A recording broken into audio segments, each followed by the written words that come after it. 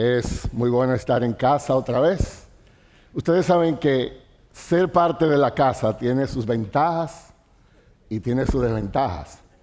Es como jugar un juego de béisbol en su estadio y el fan está a tu favor. Pero hay cosas que no le lucen a uno en su casa. Por ejemplo, el pastor Alasdair ayer decía, déjame introducir como un dominicano para interactuar con la audiencia. Él decía, ¿qué lo que? Y eso fue muy chistoso, todo el mundo se rió. Pero si yo hoy digo, ¿qué lo que? Yo sé que muchos de ustedes van a decir, ¿qué fue lo que el pastor bebió antes de venir o lo que sea? O sea que llevo esa desventaja. Pero algo yo tenía que traer antes de empezar. Les tengo una excelente noticia.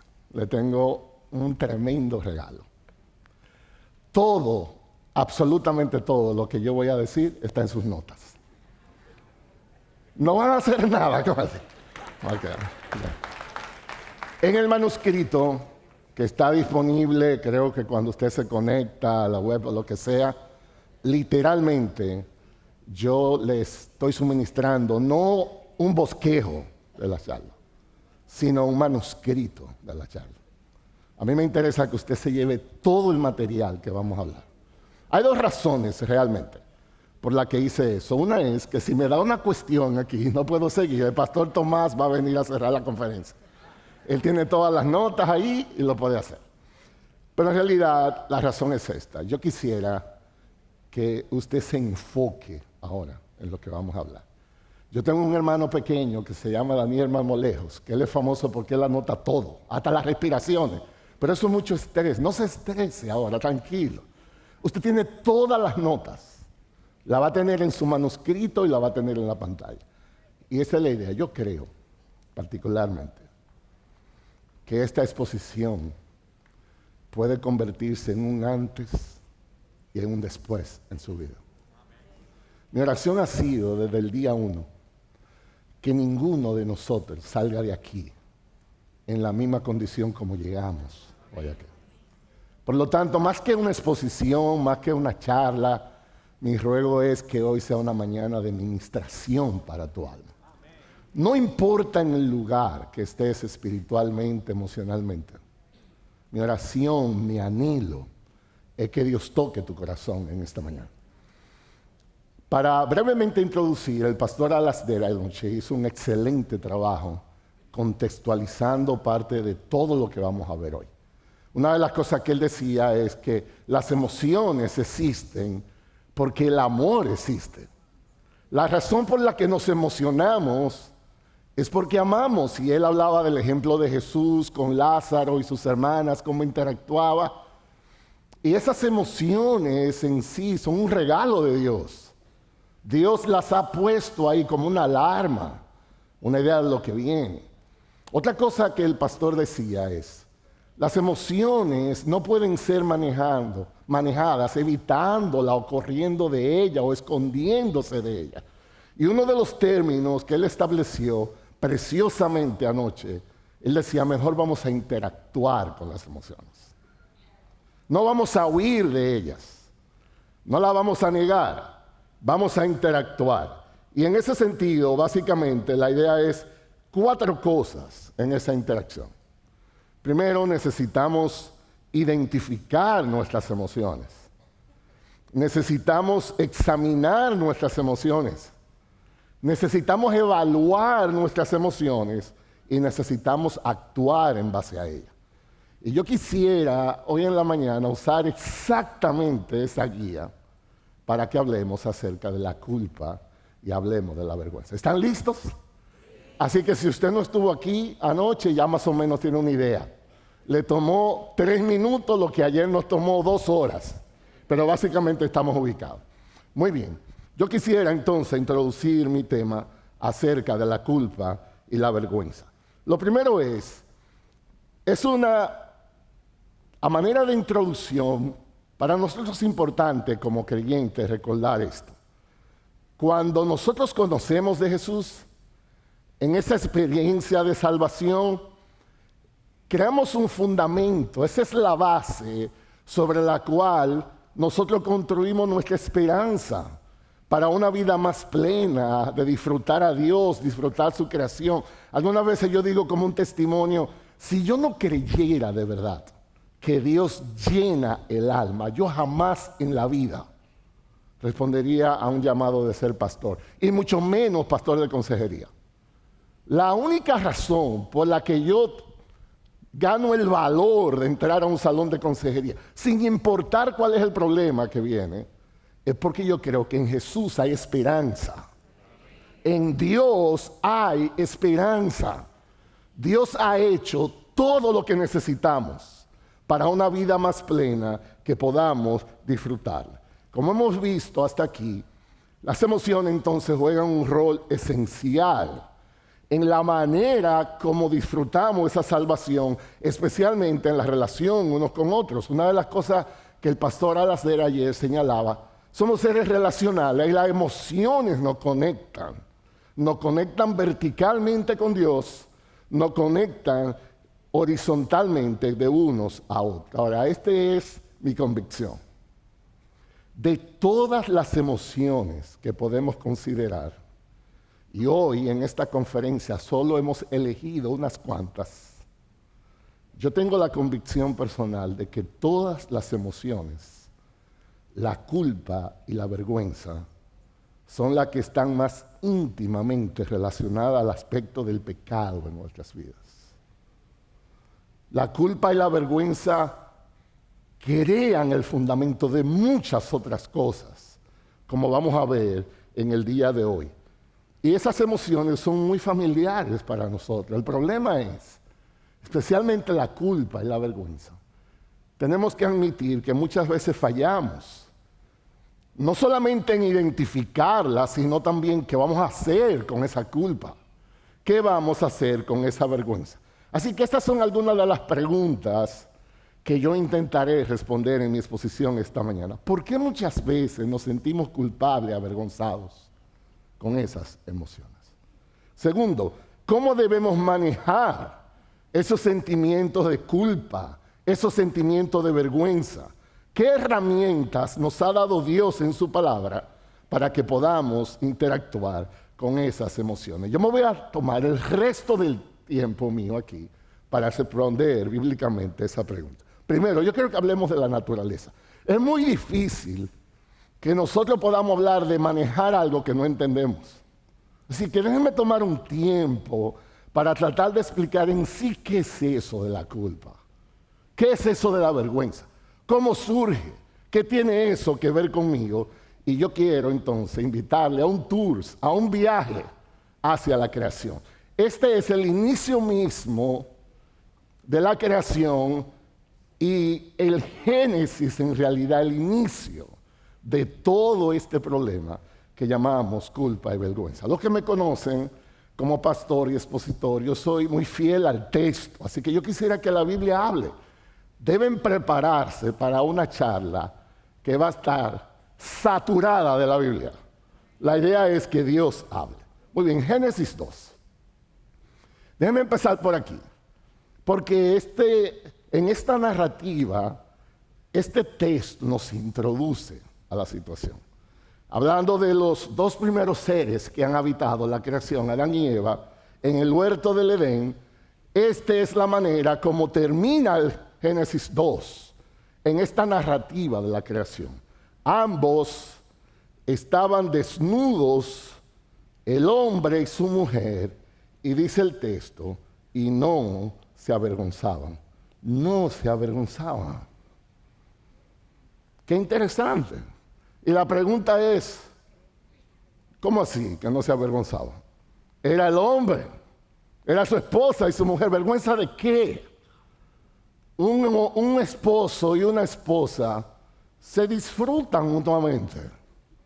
Y en el relato de la creación, pues eso era lo que estaba pasando. No había vecinos, no había nada raro en el aire, no había que cerrar puertas por los niños. Nada de eso. Adán y Eva tenían cero problemas en cuanto a eso. Y cuando la narrativa bíblica quiere saltar, dice, estaban desnudos y no se avergonzaban. Yo quiero llamar la atención que esa palabra desnudez está íntimamente ligada a la vergüenza.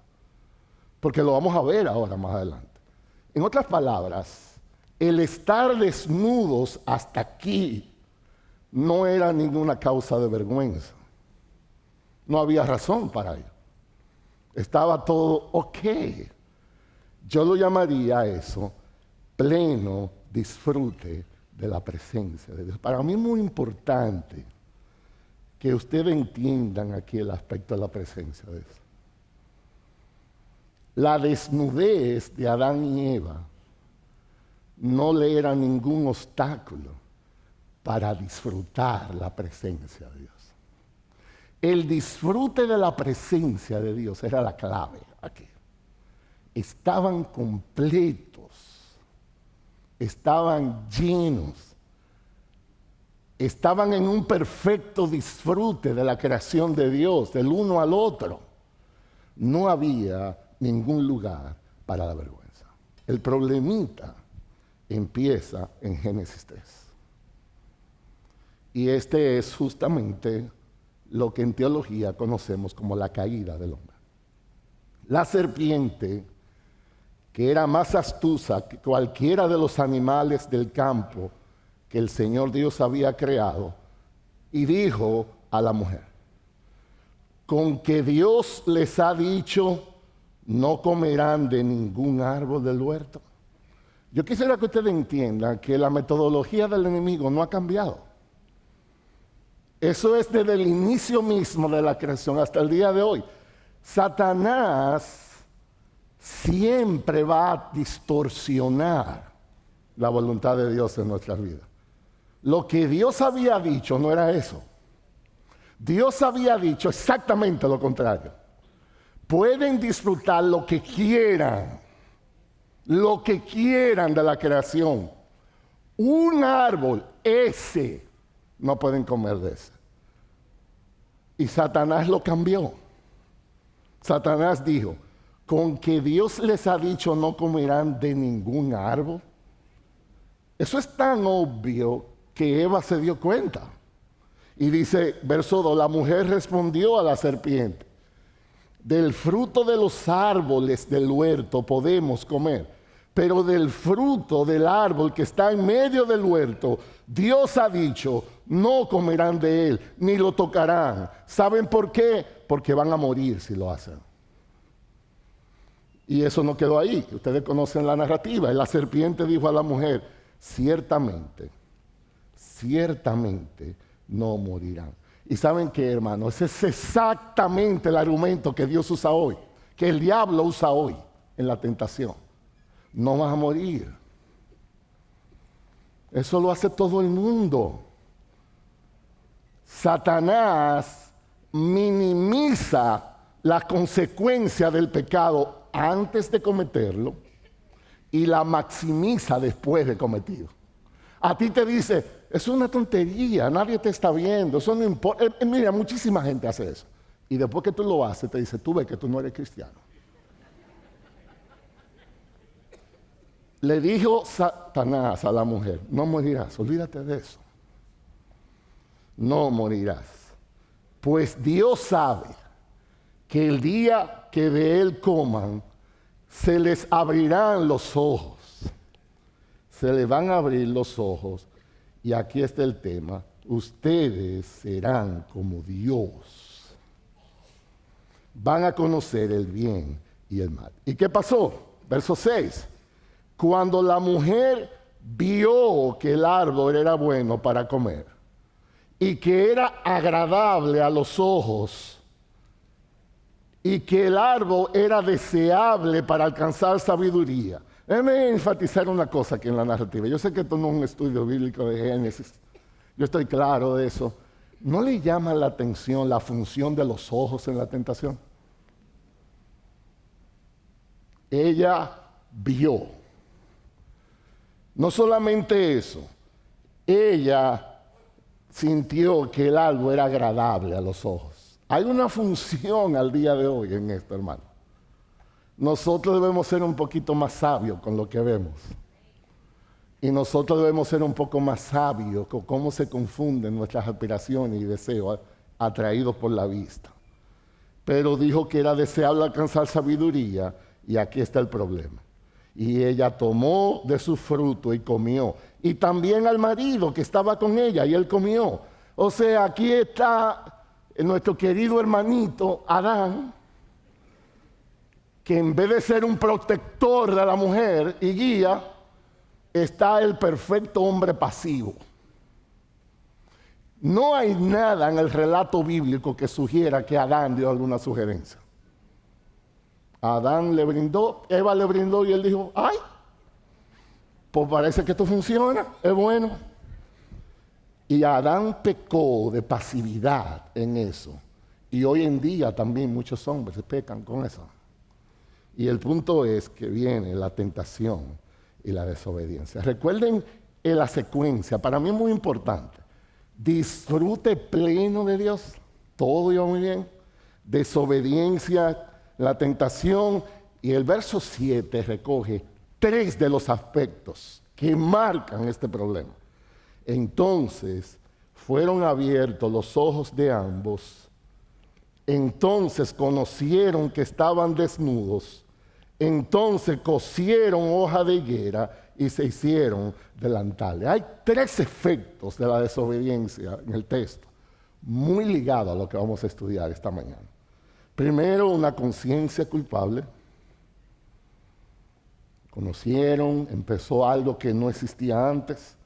La vergüenza entra en juego. Y ahora la vergüenza trae su sugerencia. Ellos buscaron un mecanismo de ocultar su vergüenza. Se hicieron delantales. Yo estaba chequeando y yo decía, en serio, o sea, vamos a tratar de colocarnos allá. Eso fue lo mejor que yo encontré. Usted sabe lo que es una hoja de higuera. ¿Usted ha visto lija, de esa lija que usan? ¿Usted se imagina un pamper de lija? Yo no creo que eso se diseñó para algo. Esa no es la ropa interior que usted va a desear. Y el problema es que no funcionó. No les funcionó. Porque dice aquí en Génesis 8 que ellos oyeron al Señor que se paseaban por el huerto al fresco del día, y el hombre y la mujer se escondieron ahora de la presencia de Dios de los árboles, entre los árboles del huerto. Si los pañales que hicieron realmente hubieran funcionado, no había por qué esconderse. ¿Y saben cuál es el problema? Que hoy en día seguimos haciendo pañales para escondernos de eso. El gran efecto que tuvo la caída tiene que ver con Dios. Y la manera de ponerlo es esta. El Señor Dios llamó al hombre y le dijo, ¿dónde estás? Esa es una de las preguntas existenciales más impresionantes de la Biblia. ¿Creemos nosotros que Dios no sabía dónde yo estaba? Dios es omnisciente, omnipresente. Es algo más que una localización física. ¿Qué es lo que ha pasado? ¿Dónde estás en ubicación? Y el hombre respondió, yo te oí en el huerto y yo tuve miedo ahora porque estaba desnudo y yo me escondí. Empezamos a ver los efectos de la caída. El primer efecto de eso fue que se escondieron de la presencia de Dios. Hasta Génesis 2:25, la comunión con Dios era todo. Disfrutaban de su presencia sin obstáculo. Pero ahora la culpa y la vergüenza hicieron que se escondieran. Y los efectos no podían prevenirse. ¿Quién te ha hecho saber que estabas desnudo? Le preguntó Dios. ¿Has comido del árbol del cual yo te mandé que no comieras? ¿Y qué contestó Adán? El hombre dijo, la mujer que tú me diste. Todavía hoy en día los hombres siguen en eso. En una consejería, eso es muy común. Mira que, ¿por qué los muchachos están haciendo la mujer que tú me diste? Ella. Pero eso no se queda ahí. ¿Usted cree que Eva se iba a quedar callada? Cuando le tocó el turno, entonces el Señor dijo a la mujer, ¿qué es esto que has hecho? Y la mujer dijo, la serpiente a mí. O sea que la idea es, Eva Adán culpó a Eva. Y Eva, como no tenía a quién más encontrar, porque nada más habían dos, ella dijo, la serpiente a mí. Motivados por vergüenza, evadieron responsabilidad y empezaron a culpar a otros de mis actos. Déjenme resumir 7 aspectos del ciclo de culpa y la vergüenza que encontramos aquí. Señores, esto es sumamente importante para lo que vamos a hablar. Todo empieza con un pleno disfrute de la presencia de Dios. Viene la tentación, viene la desobediencia en Génesis 3, 1 al 6. Conocieron ahora, se vuelve una conciencia culpable. El próximo paso es la vergüenza entra en juego. Ya sentían desnudez, se sentían avergonzados. Ahora buscan un mecanismo de ocultar su vergüenza. Y el efecto más dramático es que se esconden de Dios. Y motivados por vergüenza, evaden responsabilidad, culpo a otros de mis actos. Ahí está el problema.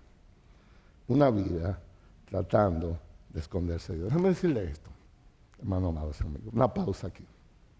Como pastor, como consejero, Dios me ha dado el privilegio de trabajar con casi todos los espectros de gente.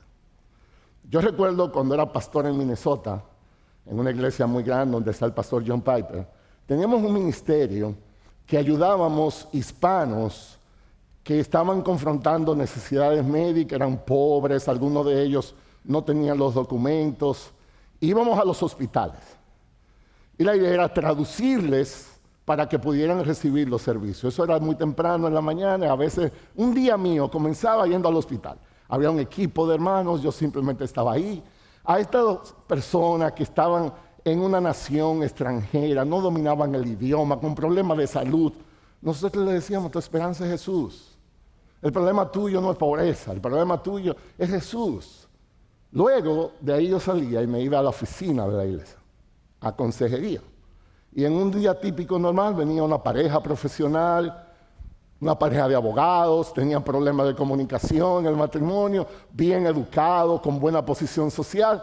Y en sus luchas y sus peleas, su esperanza es Cristo. Nosotros necesitamos eso. En la noche me tocaba trabajar con un pelotero de la liga profesional. Yo era pastor de la liga profesional de béisbol. Estamos hablando de muchachos millonarios, estamos hablando de muchachos famosos, con todo. Y yo volví a decirle, tu esperanza es Cristo. Ustedes pueden creer que el mismo texto que me funcionaba para el inmigrante en la mañana, para la pareja de abogados y para el pelotero profesional era el mismo. Nuestro problema es este. Estamos vacíos de Dios. Ese es el problema. Queremos seguir haciendo pañales. Nosotros estamos jugando con los obstáculos que nos distancian de Dios. Nosotros solo necesitamos más de Dios. Eso es todo lo que necesitamos. En una consejería con una pareja joven, excelente posición económica, todo lo que una persona pudiera soñar. Tienen carros, Ferraris, que lo mandan a hacer a la fábrica. ¿Usted sabe lo que es un Ferrari hecho en la fábrica? Viene con el nombre del dueño en los asientos. La esposa son modelos, muchachas bellísimas, hacendoras de la casa. Los hijos le nacen ojos azules. A mí me nacen ojos, alambre de púa, y toda esa, pero esa gente, todo eso. Las casas, usted tiene que ver eso. No tienen que ir al cine públicamente. Ellos tienen un cine en la casa, pero no digo una pantalla grande, un cine para ellos. Piscina, jacuzzi. Y ella me dice, no soy feliz. No soy feliz. Y yo le digo, ¿tú sabes cuál es tu problema? Tu problema es que estás vacío de Dios. No tienes que añadirle más cosas a lo que ya tienes. Es disfrutar lo que Dios te da en Jesús. La mayoría de nuestro problema es este. Estamos buscando en las cosas de este mundo lo que solo Dios puede darnos. Necesitamos más de su presencia. Efecto de la caída. El pastor Miguel Núñez, en un libro que escribimos y que vamos a hablar un poco más adelante, él dice, aquí hay algunos efectos de la caída, lo estoy citando en cuanto a esto. La mente del hombre quedó entenebrecida, no pensamos bien, no miramos bien. El corazón se convirtió en un corazón de piedra, perdimos la insensibilidad. No somos agradecidos como debiéramos a Dios, estamos más llenos de negatividad que de agradecimiento. La voluntad quedó esclavizada por el pecado. Estamos como la gravedad, siempre mirando para abajo. Su actuar ahora, en vez de asumir responsabilidad, es condenar. Estamos traspasando la culpa siempre a otro. El hombre perdió su camino, perdió su ubicación, no tiene propósito en la vida y el hablar del hombre se corrompió. Todo eso como efecto de la caída. Ok, entonces, ¿qué tiene eso que ver conmigo? Y yo quisiera que descendamos un poco más ahora. Aunque estas emociones nacieron juntas y se parecen, no son idénticas. Alguien decía, son mellizas, pero no son gemelas. Nacieron con minutos de diferencia, pero no son iguales. La culpa comunica, yo he hecho algo mal. La vergüenza comunica, algo está mal en mí, los demás pueden verlo. No solamente eso, la culpa y la vergüenza pueden ser dos dimensiones de un mismo suceso. Una dice, yo he hecho algo malo, la otra dice, te están viendo, hay testigos. No solamente eso, ya sea por el mismo suceso o no, la culpa indica que he pecado, mientras que la vergüenza indica que hay algo en mí que si lo vieran los demás sería inaceptable.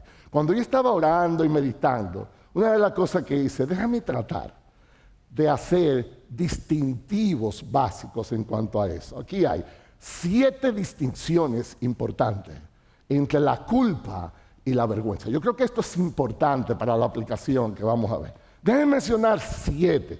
Todo esto está en sus notas, ¿ok? Así que ponga atención. 1, la culpa suele estar ligada a un evento. Es decir, lo que hice malo.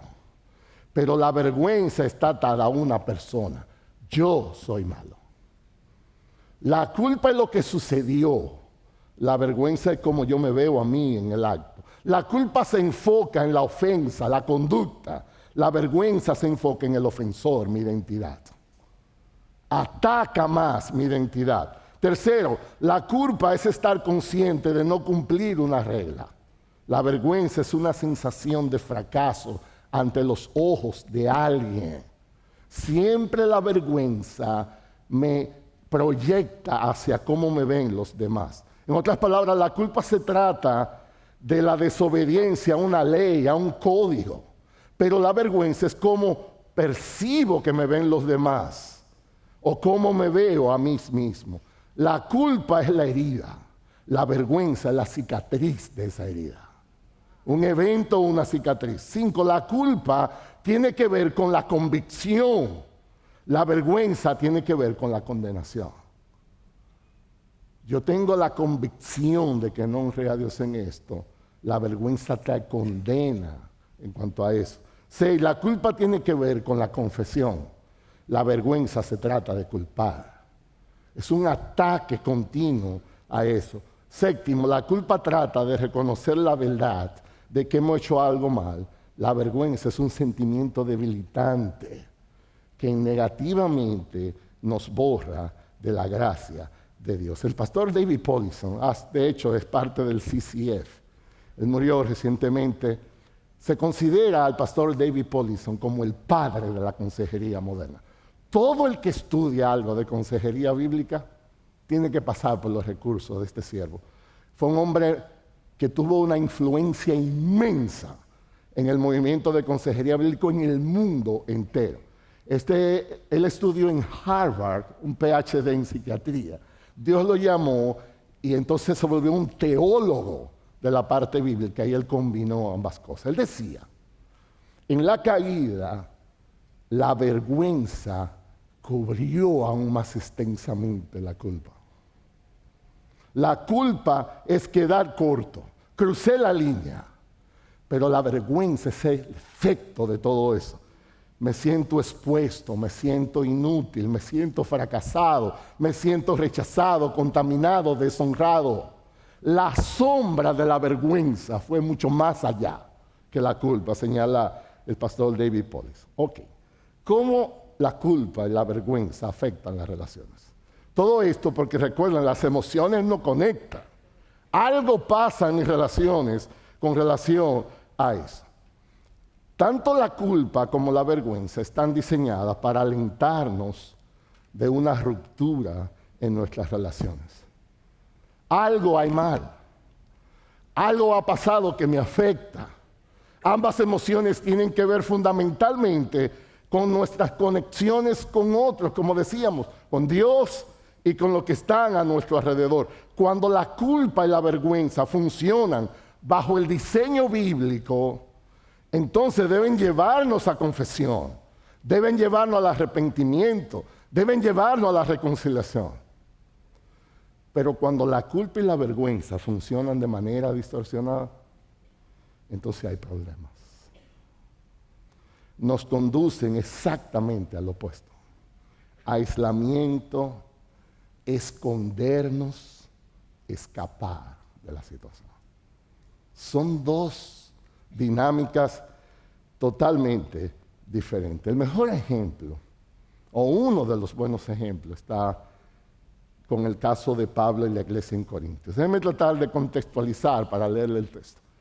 El apóstol Pablo amaba a esta iglesia. Y como decía el pastor Alasdair anoche, cuando tú amas tienes emociones, es parte de eso. La iglesia no andaba bien. Para el tiempo que el apóstol Pablo le dedicó a esta iglesia, debería de ser una iglesia ya crecidita, con más madurez. Cuando a usted le dicen que usted se parece a la iglesia de Corintios, créame, eso no es un buen problema, eso no es un halago. Usted debería de ofenderse si le dicen así. Aquí había mucho problema de inmoralidad, había problema de inmadurez, había problema de todo. Y el apóstol Pablo le escribió una cartita que si lo hubiéramos puesto en dominicano fue un boche teológico. El apóstol Pablo, porque amaba, los amonestó, le habló duro y eso produjo ciertas cosas. Entonces, en ese contexto, cuando el apóstol Pablo quiere reflexionar acerca de lo que él describió y el efecto que eso produjo en ellos porque respondieron adecuadamente, entonces él dice esto. La tristeza que proviene de Dios produce arrepentimiento.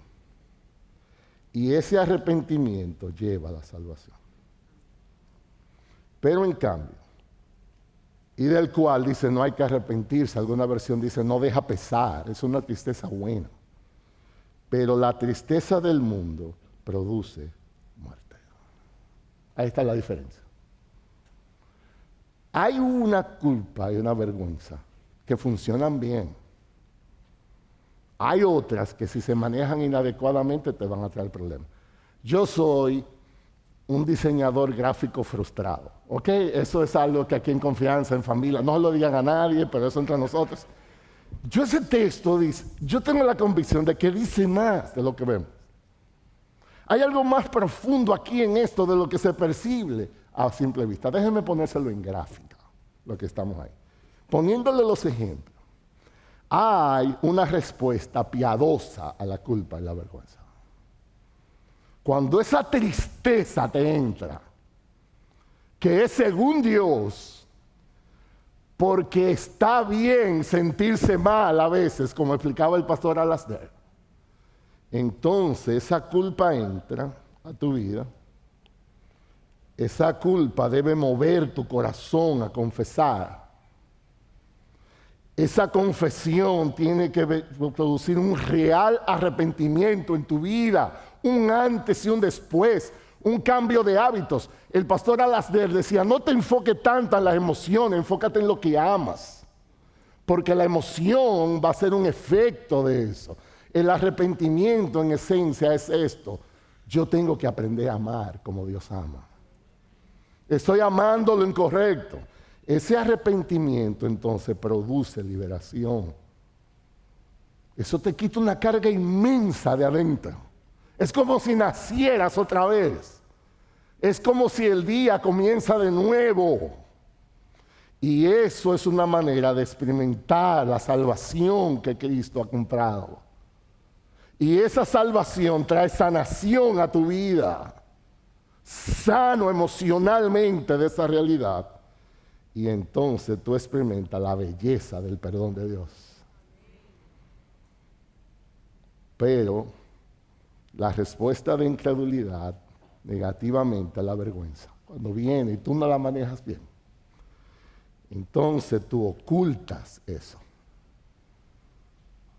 Traspasa esa culpa a otros.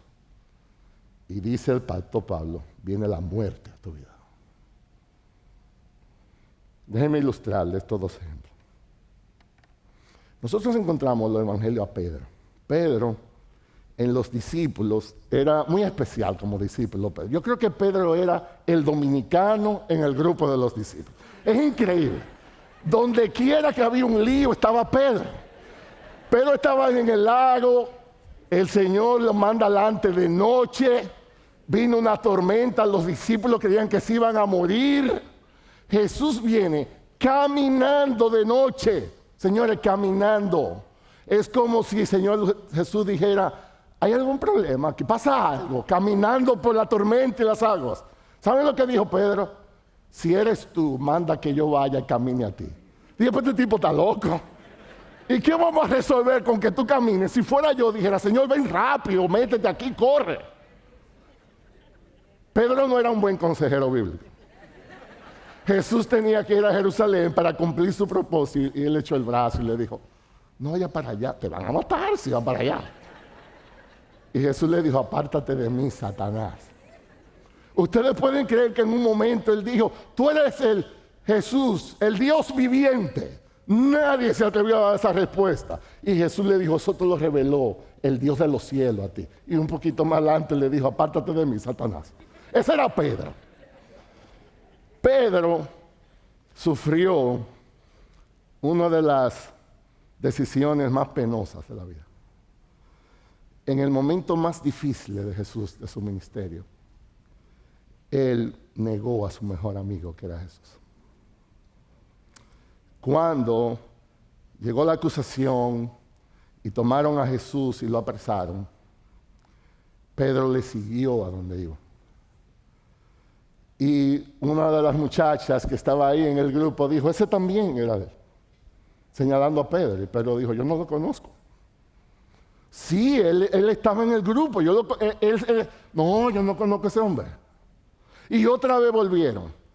Y dice que Pedro pronunció una de las más desordenadas emociones del mundo. Yo jamás he visto a ese tipo. Y cantó el gallo, y Jesús se volteó y lo miró. Y dice el texto que él lloró amargamente. Ustedes saben que esa palabra en el griego, que se traduce como amargamente, es sumamente desconsolado. Y Pedro vivió la agonía de la culpa. Pedro vivió la agonía del desamparo. Su culpa y su vergüenza no podían ser más grandes. Luego corrió la noticia de que Jesús había resucitado. Y Pedro fue uno de los que fue a la tumba a verificar. Y cuando Pedro empezó a entender parte de la realidad, sus emociones empezaron a vibrar. Jesús no está muerto, Jesús ha resucitado. Y la próxima escena donde ambos se encuentran, ya Jesús resucitado, lo ve a Pedro a los ojos. Déjame decirle, cada vez que en los evangelios dice que Jesús miraba a una persona, usted tiene que entender la mirada de Dios. Yo no sé si a usted le pasa que hay gente que se queda mirándolo así fijamente. Y eso como que presiona. A mí no me gusta que me miren así. Cuando una persona se queda mirándome así, yo empiezo a mirar para arriba, así como para... Y así como mirándote. Entonces imagina la mirada de Jesús, el Dios Santo de Israel. Y esto fue lo primero que le dijo a Pedro. Pero tú me amas. Ustedes saben que en el griego hay un juego de palabras en eso. Jesús estaba hablando de un amor ágape sacrificial que lo da todo, pero le respondió, yo te quiero. Y le dijo Jesús también, apacienta mi oveja. Señores, es la primera vez que ya están interactuando. Otra vez Jesús le dijo, mirándolo a los ojos, tú me amas. Y Pedro dijo, tú sabes que te quiero. Otra vez, apacienta mis ovejas. Y por tercera vez, Jesús se le acercó y le dijo, tú me amas. Entonces vino la emoción que se necesitaba. Pedro, lloró amargamente, revivió. Él pudo abrir su corazón a Jesús. Tú lo sabes todo. Tú lo sabes todo, Señor. Y en esta tercera vez, el apacienta mis ovejas fue totalmente diferente. Es un Pedro restaurado. Es un Pedro que fue perdonado. Es un Pedro que disfrutó otra vez de la presencia. De hecho, déjeme decirle, cuando Jesús ascendió a los cielos, Pedro se convirtió en el líder por excelencia. Ninguno de los apóstoles tenían ese poder. La sombra de Pedro sanaba enfermos. Predicó 2 veces, 2 sermones, y el gentío no cabía en la iglesia. Es el mismo Pedro. Pedro usó su tristeza para alcanzar arrepentimiento. Díselo así. Muy bien. El ejemplo negativo es Judas. Judas también del grupo, impresionantemente. El mismo grupo, las mismas interacciones, el privilegio de ver el Señor Jesucristo ejecutar milagros portentosos desde la primera silla. Judas vendió a Cristo. En el mismo momento, estamos hablando de las escenas más importantes del ministerio. Judas, por unas cuantas piezas de plata, vendió a Jesús. A diferencia de Pedro, Judas no supo manejar su tristeza. La Escritura cuenta que Judas se llenó de remordimiento. Dice el texto bíblico que él volvió donde las autoridades religiosas. Él estaba triste, él estaba desanimado, posiblemente él estaba deprimido, pero su vergüenza pudo más que la gracia. Él devolvió las monedas, lo llevó a las autoridades y dice la Biblia que luego fue y se suicidó. Esa no fue una tristeza que lo llevó a salvación. Y esa es la realidad, cómo esto funciona. Hay un caso en los Estados Unidos que sacudió los Estados Unidos fuertemente, el caso de un pastor a quien yo conocía personalmente, el pastor Darren Patrick. No sé si ustedes han oído un poco de él. La idea es, este era un pastor prominente, extremadamente preparado, creo que tenía un PhD en teología. Este hombre llevó una iglesia pequeña, una mega iglesia.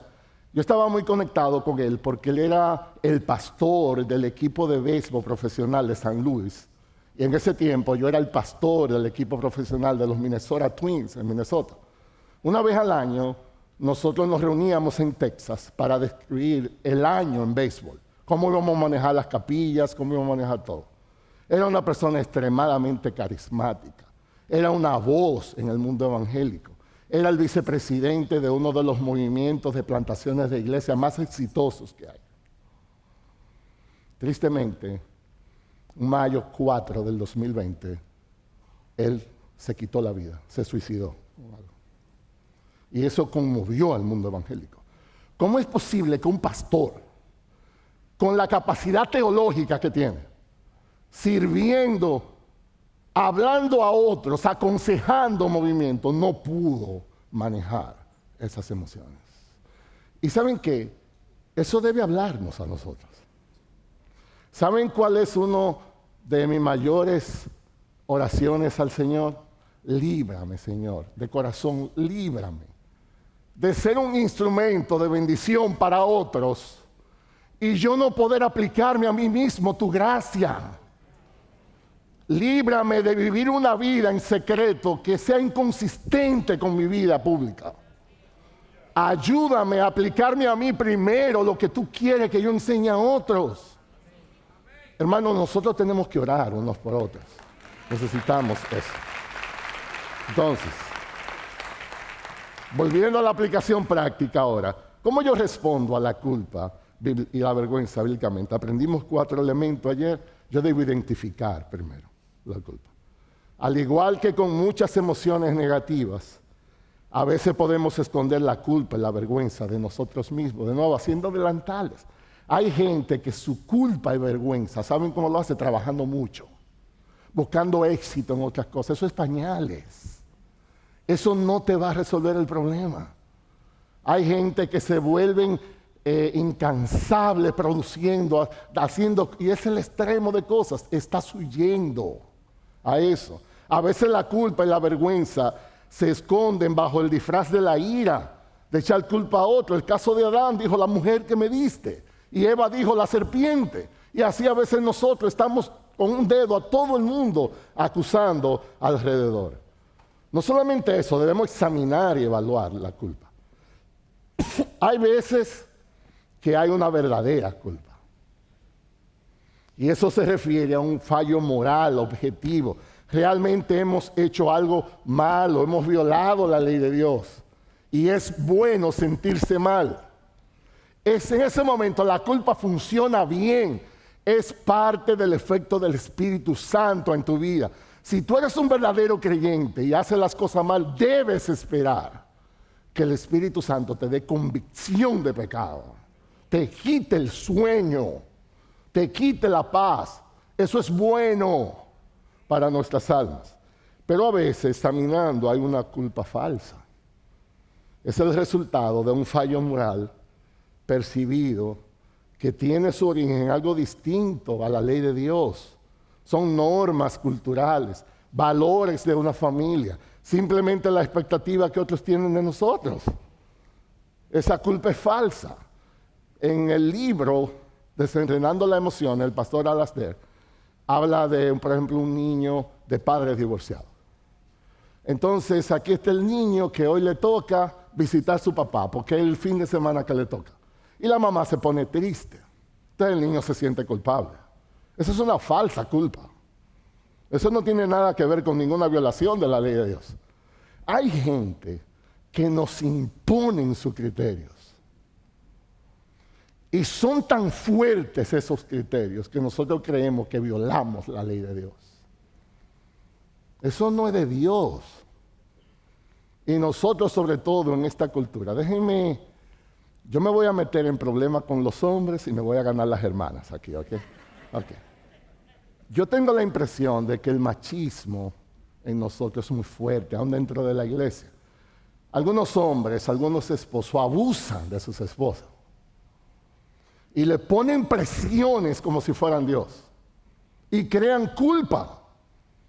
Pero no hay ninguna violación del mandamiento de Dios, simplemente son caprichos de un individuo que no sabe ni lo que quiere con su vida. Por eso yo digo, yo tengo una admiración muy grande hacia las hermanas latinas.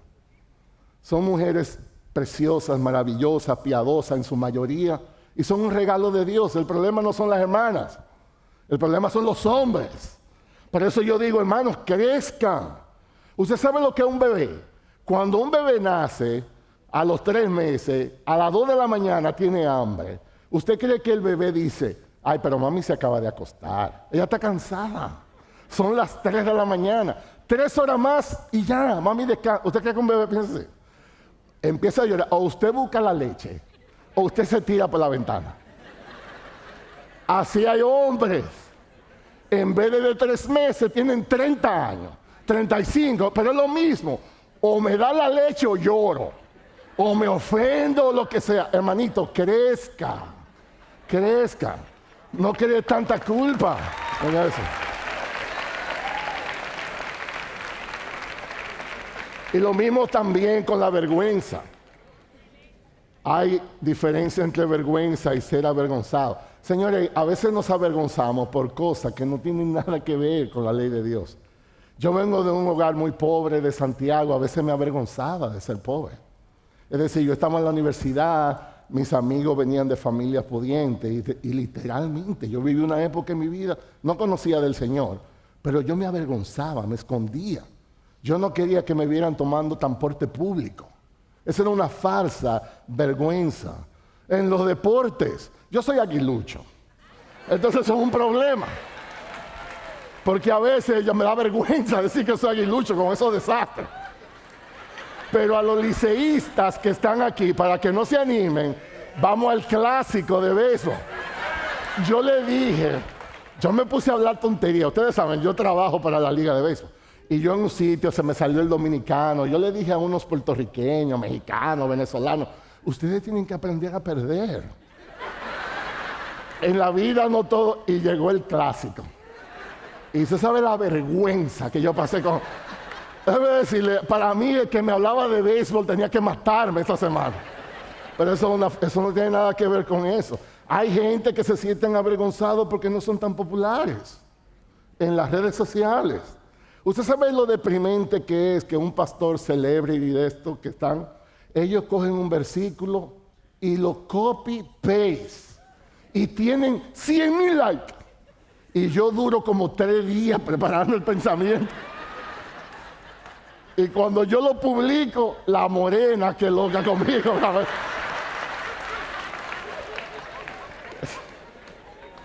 Ok, ¿cómo responder?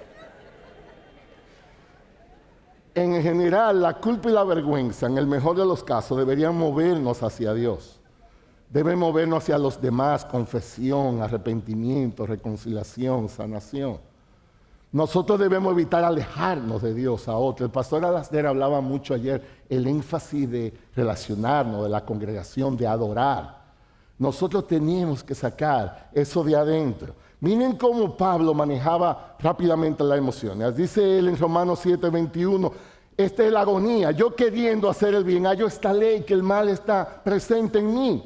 Porque en el hombre interior yo me deleito en la ley de Dios, pero veo otra ley, la ley de mis miembros, de mi cuerpo, que hace guerra contra la ley de mi mente, me hace prisionero de la ley del pecado que está en mis miembros.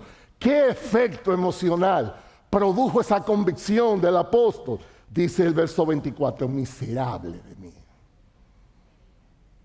Eso es impresionante cómo se sentía.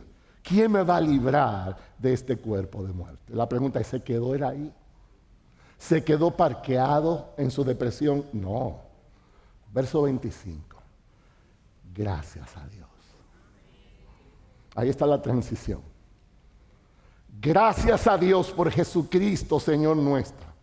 Así que yo mismo, por un lado, con la mente sirvo a la ley de Dios, pero con el otro, con la carne, a la ley del pecado. Y aquí está una de las transiciones más maravillosas de la Biblia entera. Cómo su culpa, su vergüenza por el pecado le llevó a Dios, dice Romanos 8:1. Por tanto, ahora no hay condenación para los que están en Cristo Jesús. Los que no andan conforme a la carne, sino al Espíritu. Porque la ley del Espíritu de vida, Cristo Jesús, te ha liberado de la muerte. Ve a Jesús. Lleva tu culpa a Jesús. Lleva tu vergüenza a Jesús en la cruz. Jesús lidió con nuestra vergüenza, con nuestra culpa. Él no solamente perdonó todos tus pecados, sino que te limpió con toda tu vergüenza y contaminación. Déjame saltar este texto. La gracia de Dios es mucho más que una oferta de eliminar la culpa.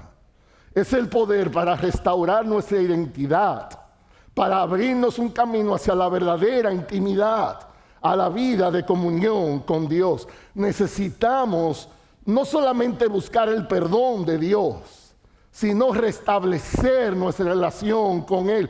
Necesitamos experimentar la gracia escandalosa en Cristo mediante la confesión. Dice primera de Juan 1:9, si confesamos nuestros pecados, Él es fiel y justo para perdonarnos los pecados, para limpiarnos de toda maldad. Necesitamos una nueva identidad. Dios no nos perdona, sino que nos transforma, nos hace nuevos. Necesitamos abrir el corazón a otros. Necesitamos abrir el corazón al otro. Siempre hay un camino de regreso a casa. El hijo pródigo en su culpa decía, mi papá no me va a recibir. ¿Cómo iré de este lío que yo he armado? Y cuando él regresó, su papá lo estaba esperando. Siempre hay un camino de regreso a casa. Necesitamos orar que Dios nos conceda más de su gracia, que podamos acercarnos a Él. Déjenme concluir con esto. Yo creo que en este auditorio van a haber 3 tipos de personas.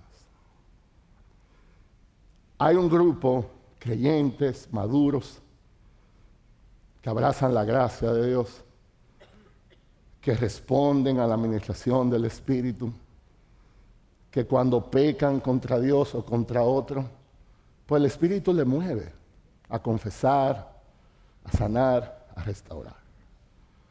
Por ese grupo es fortalecer la relación con Dios. Esa es la oración. Hay otros aquí que no conocen de Jesús y quizás han vivido toda su vida bajo el efecto de la culpa y la vergüenza. Y hoy el mensaje para ti es este. Ven a Cristo. Entrega tu carga a Cristo. Cristo hizo lo que no podemos hacer. Cristo no se avergüenza de tus pecados. Hay gente que dice, nadie en la vida le puedo decir esto. Díselo a Jesús. Jesús existe porque nuestros pecados existen. La cruz existe porque nuestra condenación existe. Deja que Dios sea Dios en tu vida. Tal vez Dios te trajo a este lugar hoy para que tú, por favor, ya quítate el peso de la culpa de tu espalda. Hoy puede ser un día de liberación para ti. Ven a los pies de Jesús. Pero hay un tercer grupo que aunque son cristianos, su vergüenza ha ejercido más poder que la gracia. Y ese es el grupo más delicado. Porque tú conoces del Evangelio. Tú proclamas de ese Evangelio. Tú conoces las promesas de Dios. Tú has experimentado el gozo de esa salvación. Sin embargo, por efecto de la incredulidad, tú has visto que la culpa y la vergüenza no pueden ser vencidas. Y quizás este es tu día hoy. Quizás hoy es el día donde Dios puede darte la fortaleza para que le confíes una vez más. Tú necesitas sacar eso de tu vida. El principal obstáculo de tu culpa y tu vergüenza no es lo que los demás piensan. El problema es que eso es un serio obstáculo para que disfrute de Dios. El espacio que debiera haber del Espíritu lo está llenando la culpa y la vergüenza en ti. Y hoy es el día en que el amor a Dios pueda vencer tus temores. Confiesa tus pecados. No le creas a Satanás. Hay esperanza para ti. Y eso es lo que yo quisiera hacer cerrando. Yo voy a orar por ti ahora. Yo voy a orar y mi deseo es que en tu corazón, no tiene que hacerlo público, no tiene que ponerte de pie, pero que en tu corazón tú pronuncies esa misma oración. Y pídele a Dios que te dé el coraje de involucrar a otros en tu situación. Hoy es el día de salvación. Dios quiere bendecirte. Déjeme orar. Señor, gracias. Gracias por el regalo de tu presencia. Gracias por tu fidelidad. Gracias que tú nos has dado a Jesús y junto a Él todas las cosas. Ayúdanos por la unción de tu Espíritu a que podamos nosotros examinar lo espiritual a la luz de lo espiritual. Que tu palabra pueda encontrar cabida en nuestros corazones. Ayúdanos a refrescar la cruz de Cristo. Ayúdanos a volver esa cruz una y otra vez. Te suplicamos que tú sigas ensanchando tu gracia en nuestra vida. Te necesitamos, oh Dios. Y rogamos por aquellos que están aquí en esta mañana, que tal vez no te conocen, que hoy sea un día de salvación. Que ellos puedan acercarte a ti, que ellos puedan realmente rendirse, que el peso de sus culpas puedan ser hoy descargados en la cruz de Cristo. Que tú perdones sus pecados. Y por aquellos que te conocen, Señor, y que quizás tienen años viviendo con pecados no confesados, y que su culpa y su vergüenza realmente ha mermado mucho de su disfrute de ti, yo te suplico que hoy sea una mañana también de salvación.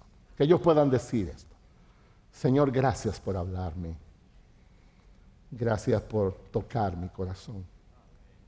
Gracias porque tú eres bueno al hablarme tu palabra y confrontarme. Yo te suplico que perdone mis pecados, y específicamente por este y tal pecado que nunca he confesado. Y yo te suplico, Señor, que la cruz sea propicia a mis debilidades. Que tú me hagas experimentar no solamente el gozo del perdón, no solamente el poder ser sanado de mis vergüenzas, sino que tú me restaures al gozo de tu salvación. Lo que te necesito es a ti. Yo necesito tu sonrisa, Señor. Perdona mis pecados, y especialmente ahora, Señor, dame la fe para ir un paso más. Ayúdame a restaurar. Yo sé, Señor, que una culpa que no ha sido confesada es una culpa que no ha sido vencida.